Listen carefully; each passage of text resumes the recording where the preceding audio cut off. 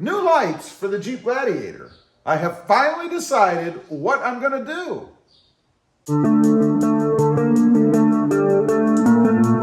Well, good afternoon, everybody, and welcome back to Automotive JT. And that's right, I am going to put some new lights on my Jeep Gladiator because I finally decided what it is I'm going to do.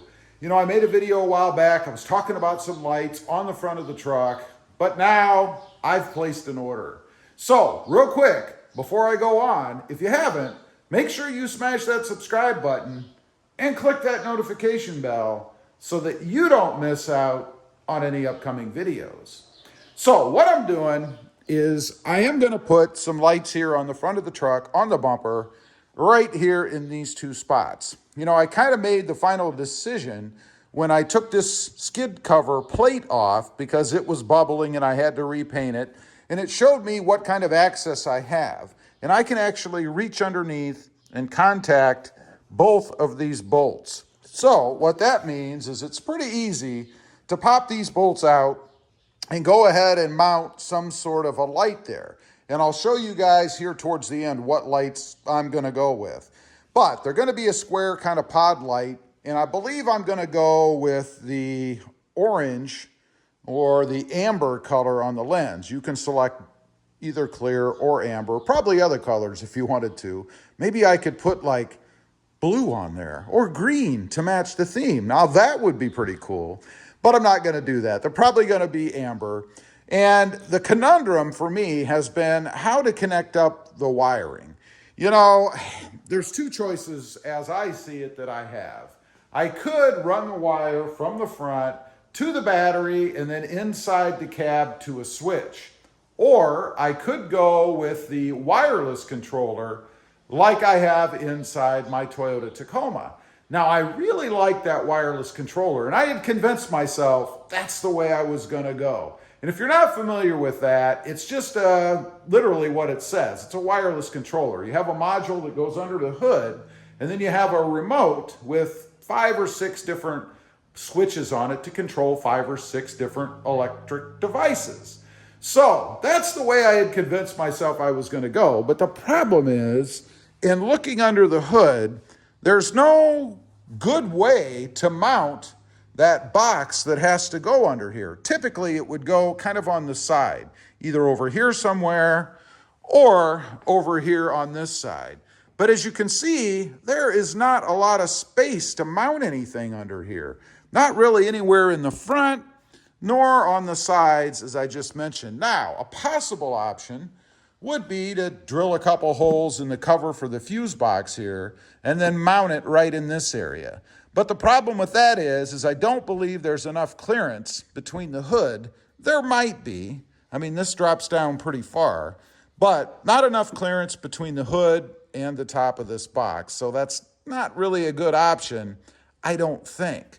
So that leaves me with having to run wire inside the truck and then mount some sort of a switch in the kick plate, in the dash, somewhere in the front. Now, I've been looking, and I have a light shining down in here, as a way to get through. And the best spot I could find to get through is actually right here. You guys can see that grommet right there?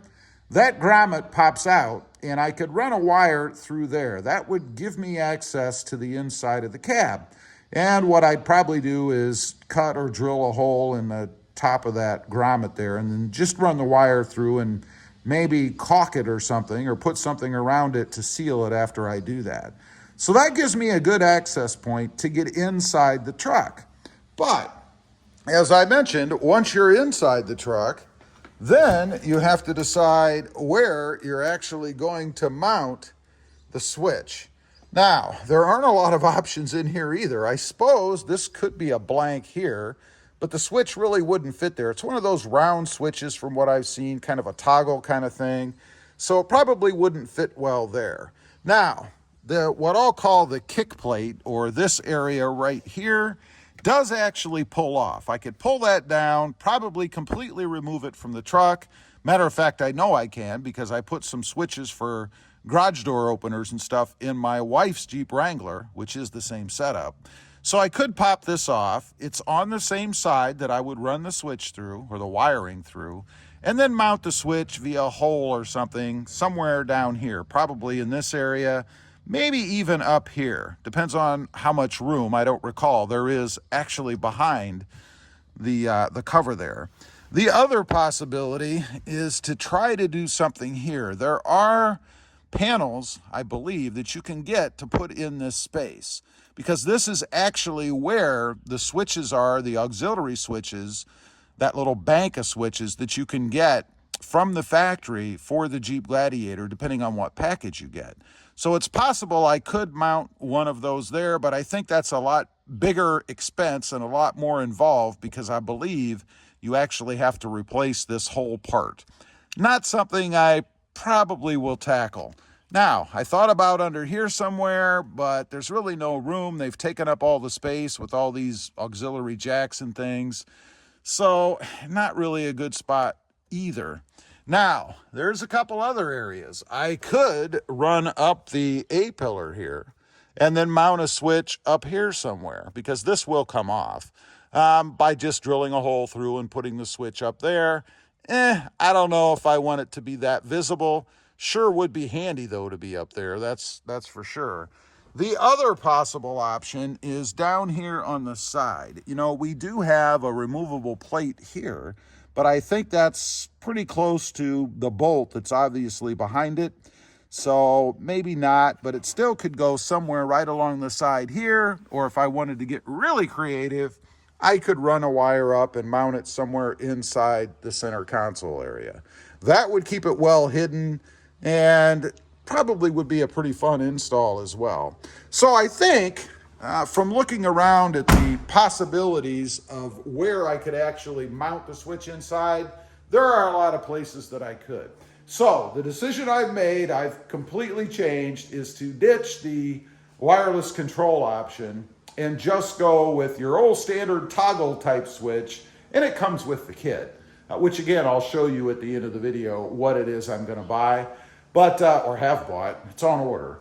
But it comes with the kit. It's all nice and compact, all fused, has everything in it, the relay, all that stuff. So it would make it a very simple install, I think, except for running the wire. That's always a challenge. So that's what I'm gonna do. That's my plan. We're gonna put 2 square pod lights right here in the front, amber in color, I think, and run the switch inside, not utilizing the wireless controller. Anyway, leave a comment. Let me know what you think. Sound like a good plan, like a good idea? Have you actually done it? I'd be curious to know. Real quick, if you didn't in the beginning, make sure you smash that subscribe button and click that notification bell so that you don't miss out on any upcoming videos. Also, I do have 2 additional channels. Automotive, all about my 2021 Toyota Tacoma, and Automotive FST, all about full-size trucks. Check them out, and if you're interested, why not subscribe? Thanks for watching. Stay safe out there. Bye.